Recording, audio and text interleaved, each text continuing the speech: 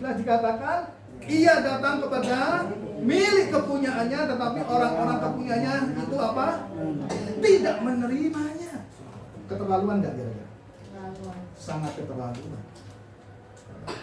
Saudara punya anak itu punya saudara kan? Saudara punya anak, kemudian saudara datang ke rumahnya anak saudara. Kemudian anak saudara nggak mau menerima saudara. Kira-kira perasaan saudara bagaimana? Bukan sakit hati. Ruang disik, cilik, bayi, tak pintes. Betul nggak kira-kira gitu ya? Kalau gede nih kayak gini nih di sekolahnya supaya pinter, diingoni supaya cepat besar, ya supaya besok kalau sudah besar eling ambil orang tua nih, gitu. Begitu sudah besar, sudah sukses, orang tuanya datang, diusir, anak durhaka muda ini. Ya. Dan itu terjadi kepada Bapa di surga. Ya kirim Yesus untuk kepada milik kepunyaannya, tapi milik kepunyaannya tidak mau menerimanya. Wih, saudara. Oleh sebab itu, berbahagialah kita semua orang-orang yang mau menerima Yesus. Amin. Waktu kita mau menerima Yesus berarti kita pun mau menerima terang itu. Amin. Kita kembali di dalam Yohanes pasal yang ke-8 ayat yang ke-12. Kalau begitu bagaimana caranya kita ini supaya tidak terus berjalan di dalam kegelapan? Alkitab mengatakan begini, akulah terang dunia, barang siapa mengikut aku tidak akan berjalan dalam kegelapan. Barang siapa yang mengikut aku, kata Yesus, tidak akan berjalan dalam kegelapan. Ada satu jaminan, siapa yang mengikut Yesus tidak akan berjalan dalam kegelapan. Kata mengikut ini adalah kata benda aktif berupa tindakan terus-menerus. Jadi artinya yang pertama adalah kata mengikut ini yang pertama adalah artinya bahwa untuk kita tidak terus berjalan di dalam kegelapan itu berbicara tentang pertobatan. Kenapa harus pertobatan? Saudara tahu pertobatan? Saudara tahu artinya bertobat? Bertobat itu bukan menyesal, saudara. Bukan cuma menyesal. Oh, aku salah, aku menyesal. Bukan itu. Maling petek ketangkep, diinterogasi di polisi, kamu mencuri ayam? Iya. Terus gimana? Ya sudah Pak, aku menyesal hari ini. Besok maling sepeda motor. Ya. Ditangkap lagi, oh menyesal. Besok lusanya mencuri mobil. Apakah pertobatan itu sama dengan menyesal? Bukan. Pertobatan itu ada satu tindakan, di mana orang yang tadinya berjalan dalam kegelapan, dia berbalik menuju terang. Amin. Berbalik, melupakan ini semua dan menuju kepada terang. Itu yang disebut dengan pertobatan. Mari kita perhatikan di dalam Yohanes pasal yang ke-8 ayat yang ke-11.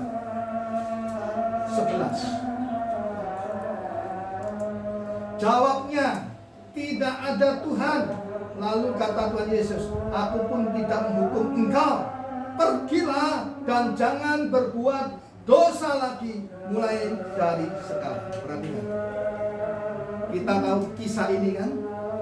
Ini adalah kisah di mana waktu itu ada orang-orang Yahudi, orang-orang Farisi, ya, datang kepada Tuhan Yesus sambil membawa seorang perempuan dan menuduhkan seorang perempuan ini berzina. Hukum daripada Yahudi waktu itu maka harus dirajam batu. Tapi waktu Tuhan Yesus menulis, di mana dia katakan, siapa yang tidak pernah berdosa atau tidak bersalah, silakan lempar terlebih dahulu. Akhirnya semua satu persatu pergi. Satu persatu. Waktu Tuhan melihat di mana mereka, maka wanita ini menjawab daripada Tuhan Yesus, tidak ada Tuhan. Lalu Tuhan Yesus berkata kepada wanita ini, aku pun tidak menghukum engkau. Pergilah dan jangan berbuat dosa lagi mulai dari sekarang. Ada pengampunan. Dikatakan pergilah, jangan berbuat dosa lagi.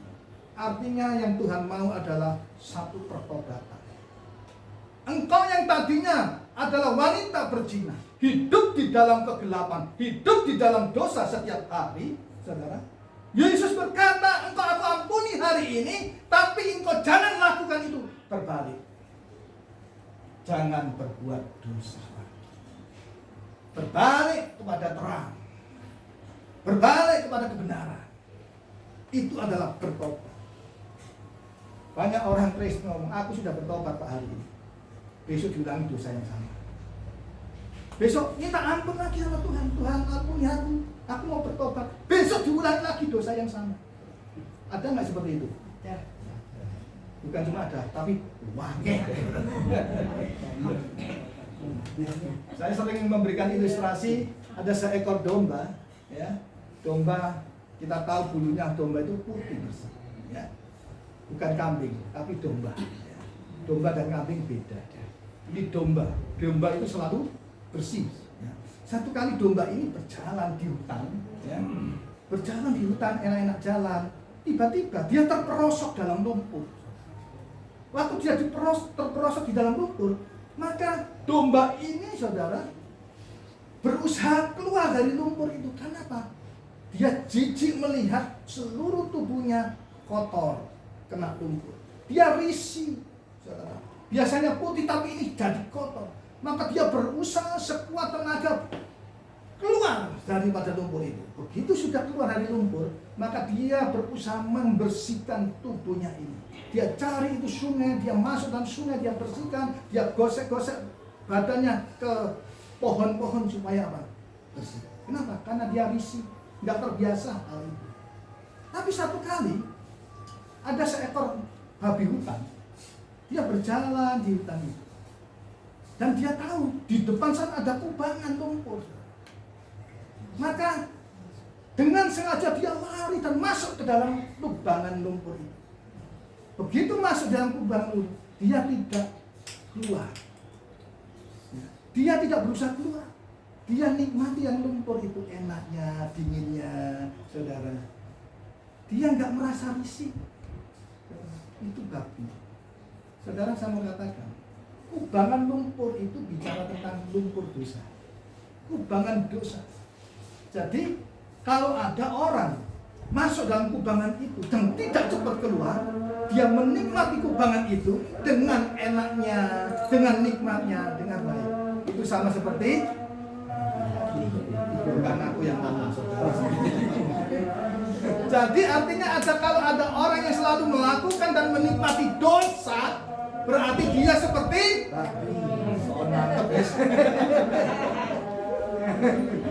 tapi jika ada orang yang jatuh dalam dosa, kemudian dia cepat-cepat keluar dan bertobat, dia bersih semuanya, maka itu adalah domba.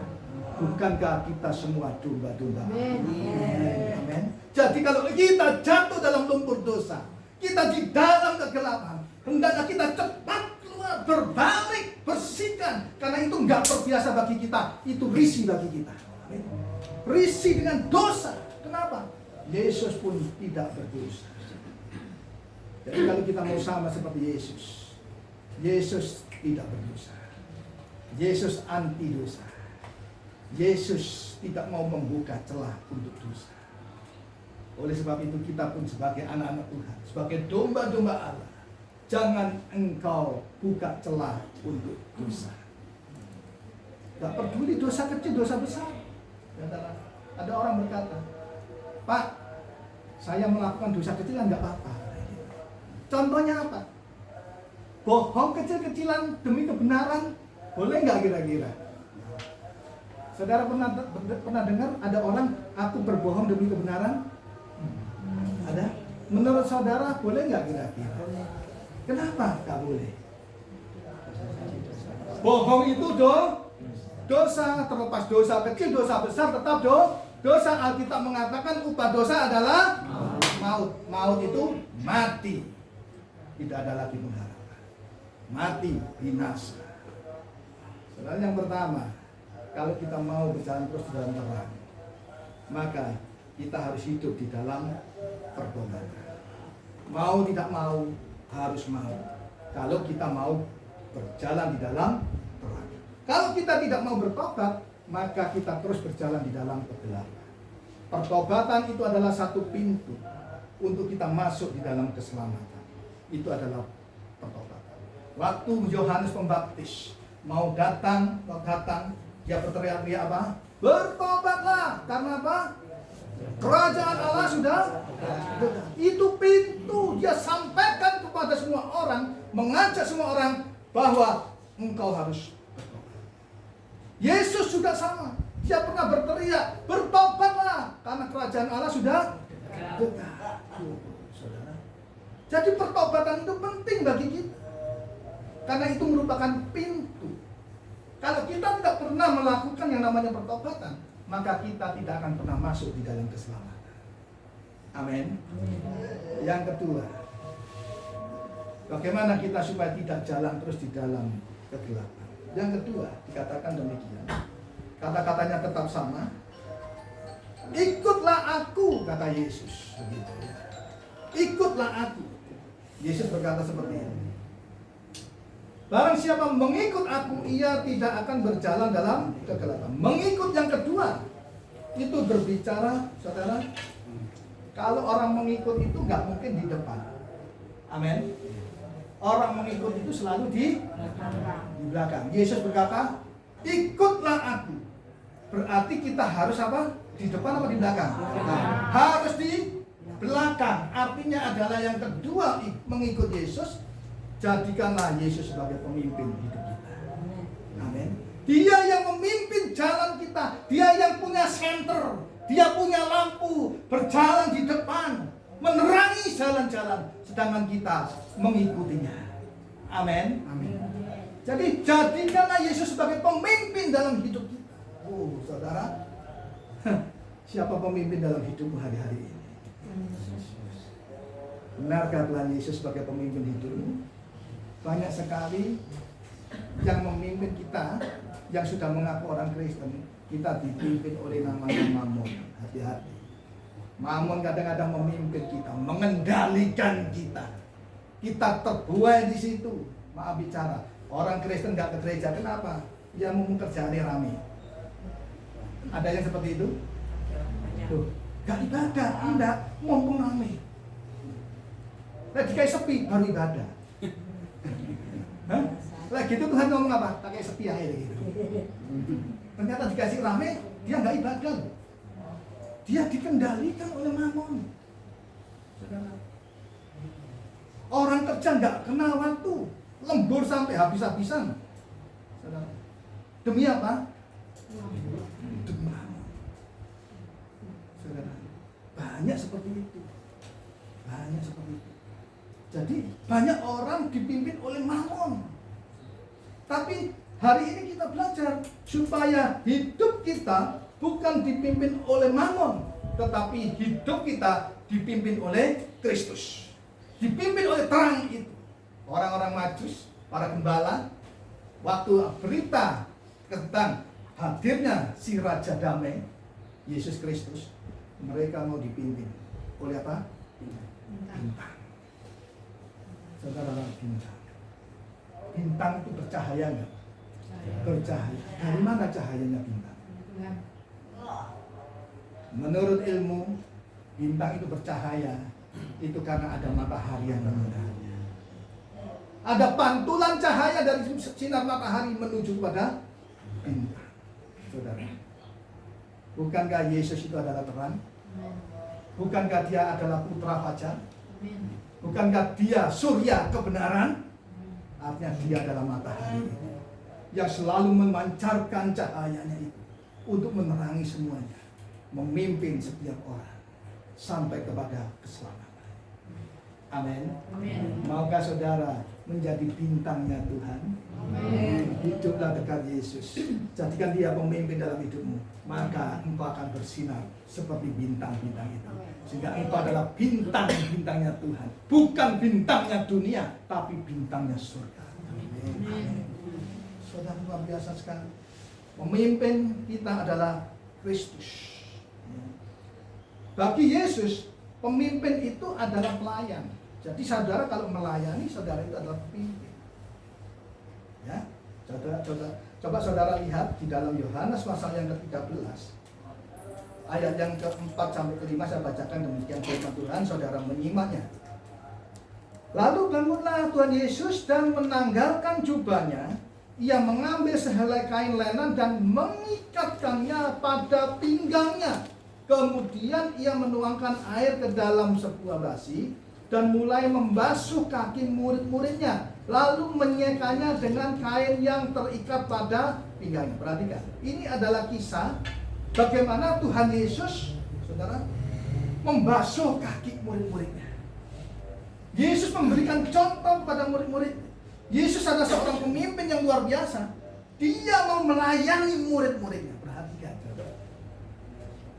Kalau ada gembala, kemudian saudara jemaatnya suruh baris, kemudian gembalanya bawa baskom, dikasih air, bawa anduk kecil, seluruh jemaat dibasuh kakinya, dilap.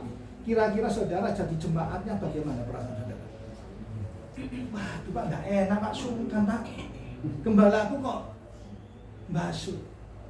Saudara, Yesus orang pemimpin yang luar biasa, yang menghebohkan dunia, tetapi dia menjadi pelayan.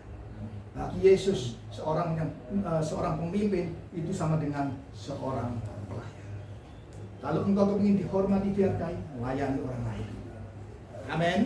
Hormati orang lain itu luar biasa, saudara. Ya. Sekarang bagaimana? Kenapa Yesus dijadikan bagi kita seorang pemimpin, saudara? Yang pertama, ya, seorang pemimpin itu harus mau berkorban. Seorang pemimpin harus berkorban demi anak buahnya, demi domba-domba. Bukankah Yesus sudah berkorban bagi saudara? Amin. Dia pemimpin sejati. Jadi saudara menjadikan Yesus sebagai pemimpin dalam hidup saudara. Saudara nggak rugi.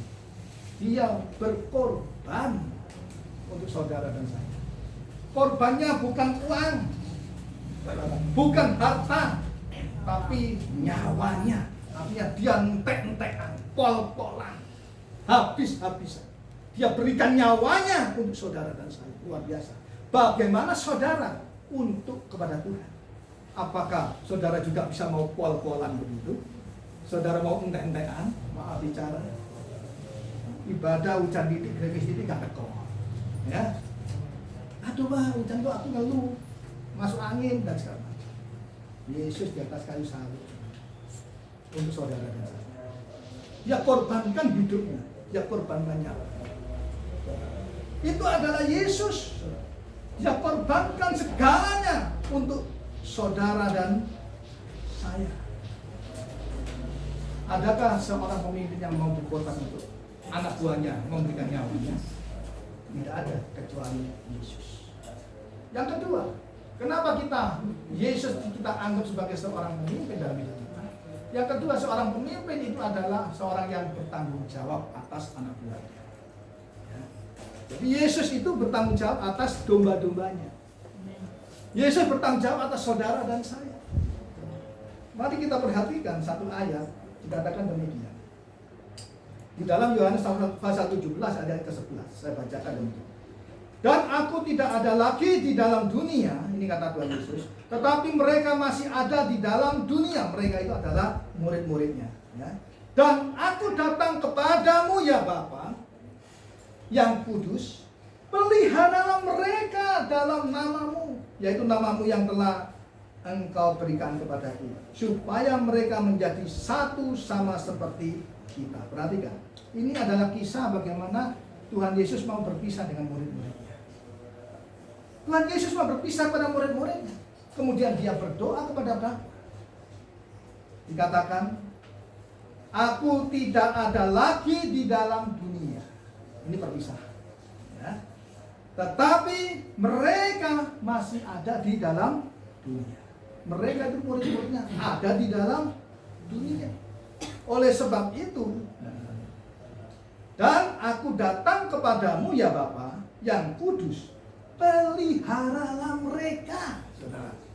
Saudara perhatikan, mau berpisah, Tuhan Yesus datang kepada Bapa, minta tolong supaya memelihara murid-murid, memelihara saudara dan saya. Wih, tanggung jawabnya besar sekali. Adakah seorang pemimpin begini? Saudara, mau berpisah, mau meninggalkan murid-murid, dia masih minta sama Bapa di surga untuk nanti kalau memang dia sudah terangkat ke surga, maka Bapa lah yang memelihara murid-murid. Jadi nggak dicol-nocol lepas begitu, nah. Ya sudah, aku mau pergi, goodbye, sampai ketemu. Nggak begitu, saudara.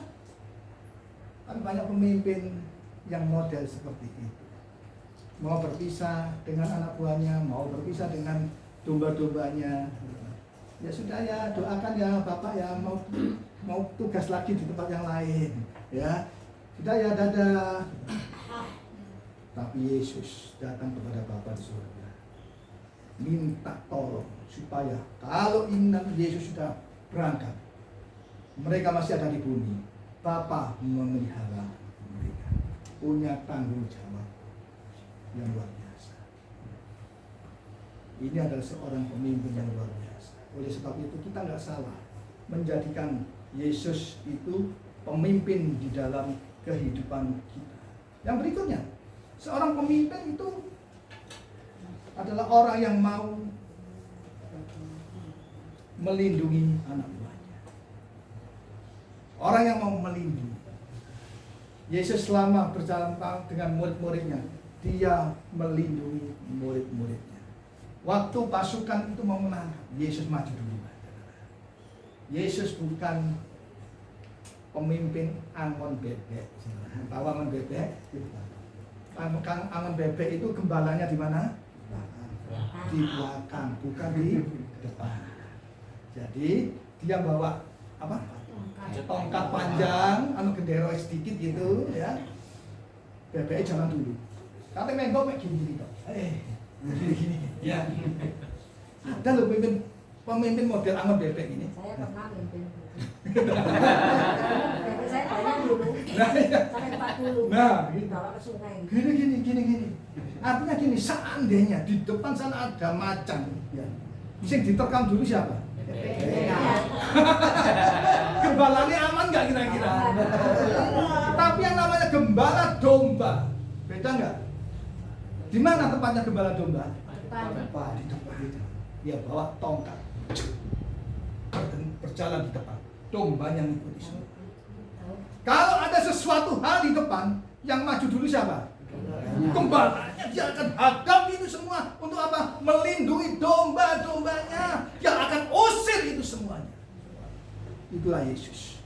Makanya Alkitab mencatat, Yesus adalah gembala yang baik. Amin. Nggak ada model pemimpin seperti ini. Saudara lihat peperangan, ya, film-film perang itu, yang maju duluan siapa? Prajurit. Kaptennya di mana? Thomas. Di belakang carry. Saudara, itu disebut pemimpin. Itu pemimpin dunia model gitu. Tapi Yesus tidak. Banggalah kita memiliki pemimpin Yesus. Amin. Luar biasa. Jadi seorang pemimpin itu bertanggung jawab atas domba-dombanya. Yang kedua, arti mengikut. Kalau tadi pertama arti mengikut adalah bertobat. Yang kedua adalah jadikan Yesus pemimpin dalam hidup. Yang ketiga, arti mengikut adalah mempercayai terang itu, mempercayai pemimpin. Banyak orang yang punya pemimpin, dia itu pemimpinnya, tapi tidak mempercayai pemimpinnya. Contoh siapa? Yudas. Yudas punya pemimpin? Punya. Yesus sebagai pemimpinnya. Tapi dia tidak mempercayai Yesus. Sehingga dia apa? Berkhianat. Satu. Contoh lagi yang kedua. Dikatakan domba yang hilang. Ya. Domba yang hilang. Yesus punya 100 domba. Tapi satu hilang. Kenapa satu hilang? Karena yang satu tidak mempercayai pemimpinnya. Jadi, kalau saudara sekarang sudah menentukan aku punya pemimpin yaitu Yesus, maka percayailah Yesus. Percayailah apa yang dikerjakan, apa yang dikatakan, percayailah. Mempercayai Yesus. Memiliki iman kepada Yesus. Itu. Bagaimana saudara bisa sampai di tujuan jika engkau tidak mempercayai pemimpinmu? Sedangkan pemimpinmu adalah orang yang bertanggung jawab atas hidupmu. Itulah sebabnya saya katakan, banyak orang Kristen mengaku Yesus sebagai Tuhan dan Juru Selamat, tetapi banyak juga yang menyimpang jalannya. Kenapa? Dia tidak mempercayai pemimpinnya. Hari ini kita percaya bahwa Yesus adalah pemimpin kita. Amin. Kita mempercayainya 100%, bukan 99%. Ya. Bapak, ibu, suami, istri, engkau percaya sama suamimu? Para istri, halo? Percaya? Para suami, engkau mempercayai istrimu? Percaya? Seandainya ini si bapak ngomong begini sama istrinya, ini seandainya, jangan subuhan loh ya. Seandainya contoh, suaminya ngomong sama istrinya begini, Bu, aku sangat percaya dengan kamu. Kamu tuh cantik, percaya aku, kamu tuh cantik sekali. Tapi aku cuma percaya 99,9%. Saudara sebagai istri mau nggak kira-kira? Halo, mau ya? Kenapa nggak mau? Kurang dikit. Istrinya bertanya, yang 1% mau kasih siapa? Ya kan? Yang 1% kasih siapa? Saudara, itulah sebab kita pun sama Tuhan Yesus sama. Dia pemimpin kita, maka kita 100% utuh harus percaya sama Dia. Waktu kita percaya sama Dia, maka mujizat terjadi dalam hidup kita. Karena Dia sumber mujizat. Dia membawa terang itu, dan Dia adalah terang itu yang menuntun langkah kita. Bagaimana kita tidak percaya sama Dia yang bawa terang? Kalau kita tidak mempercayai Dia, maka kita tetap di dalam kegelapan. Kita menjadi domba yang tersesat. Jadi, yang ketiga, supaya kita tidak berjalan di dalam kegelapan, yaitu mempercayai Dia. Yang keempat, ini sampai 25 ya. Yang keempat, bagaimana kita supaya tidak jalan dalam kegelapan, yaitu setia dan taat akan pemimpin kita. Setia dan taat akan Yesus. Setia dan taat akan sinar itu, akan cahaya itu. Jadi setia saja, taat saja. Yesus jalan ke kanan, ya itu ke kanan. Ke kiri, ikut ke kiri. Kalau Tuhan Yesus sih jalan ke kiri, saudara ke kanan, ketinggalan nggak kira-kira? Hilang. Ketinggalan. Nggak setia dan tidak taat. Kita berdoa kita semua domba-domba yang setia dan taat. Amin. Jangan setia tok loh. Ini satu gandengan. Setia dan taat. Orang setia belum tentu taat. Saya setia sama Pak Wijaya. Pak Wijaya kemana-mana ikut. Kasih tak bawa, no. Ya.